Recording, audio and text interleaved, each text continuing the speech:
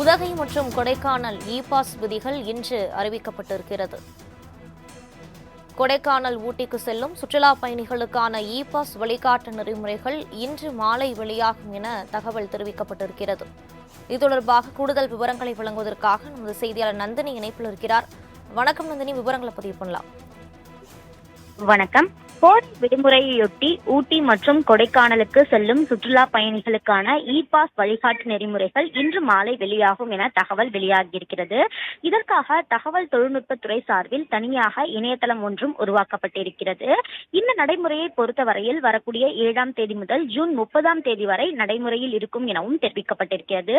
கோடைக்காலம் என்பதால் அதிக அளவிலான சுற்றுலா பயணிகள் உதகை மண்டலம் மற்றும் கொடைக்கானலுக்கு படையெடுத்திருக்கிறார்கள். எனவே அங்கு கூட்ட நெரிசலை கட்டுப்படுத்துவதற்கு ஏதுவாக இ-பாஸ் நடைமுறையை தமிழ்நாடு அரசு தொடங்க திட்டமிடப்பட்டு அதற்கான பணிகள் என்பது மேற்கொள்ளப்பட்டு வருகிறது.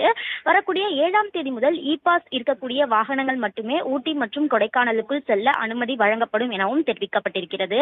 எனவே அதற்கான விரிவான வழிகாட்டு நெறிமுறைகள் என்பது இன்று மாலை வெளியாகும் எனவும் எதிர்பார்க்கப்படுகிறது.